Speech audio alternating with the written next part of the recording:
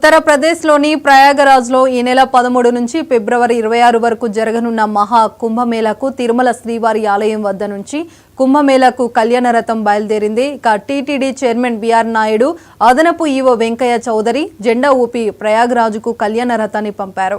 ఈ సందర్భంగా వారు మాట్లాడుతూ మహా కుంభమేళా నేపథ్యంలో యూపీలోని ప్రయాగ్రాజ్లో 2.5 ఎకరాల్లో శ్రీవారి నమూనా ఆలయాన్ని ఏర్పాట్లు చేశామన్నారు. ఈ నెల 13వ తేదీ నుండి ఫిబ్రవరి 26వ తేదీ వరకు భక్తులకు స్వామివారి దర్శనం కల్పిస్తామని అన్నారు.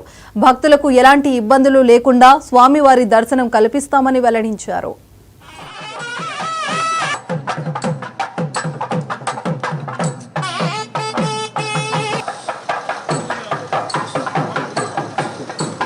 ఈరోజు తిరుమల నుంచి ప్రయాగ్రాజ్ అలహాబాద్ దగ్గర జరిగే కుంభమేళా కార్యక్రమానికి ఇక్కడి నుంచి టీటీడీ నుంచి కళ్యాణ రథం వెళ్తుంది.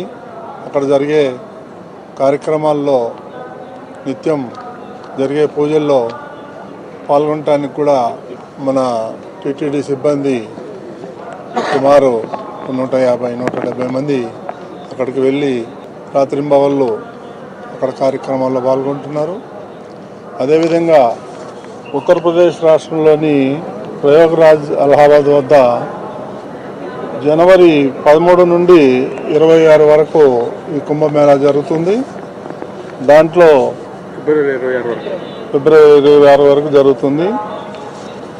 ఈ భక్తులు ఈ యొక్క కళ్యాణోత్సవాల్లో 4 రోజులు జరుగుతుంది.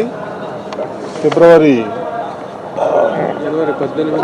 18, 26, ఫిబ్రవరి 3, 12 తేదీల్లో కళ్యాణోత్సవాలు జరుగుతున్నాయి. దీనికి భక్తులందరూ పెద్ద సంఖ్యలో వస్తారని చెప్పి ఆశిస్తున్నాం. అదేవిధంగా అక్కడ జరిగే కార్యక్రమాల్లో కోట్ల మంది ప్రజలు వచ్చే అవకాశం ఉంది. కాబట్టి ఇది దిగ్విజయంగా జరుగుతుంది. మాకు పూర్తి నమ్మకం ఉంది. ప్రతి ఒక్కరి సహకారం కూడా కావాలి.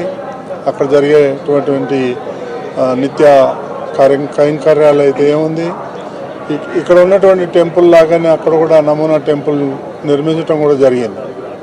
కాబట్టి ఈరోజు ఇక్కడ నుంచి ఈ కళ్యాణ రథం బయలుదేరుతుంది.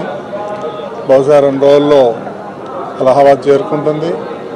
అక్కడ జరిగే బ్రహ్మాండమైనటువంటి కార్యక్రమాల్లో మన వాళ్ళందరూ కూడా పాల్గొంటారు.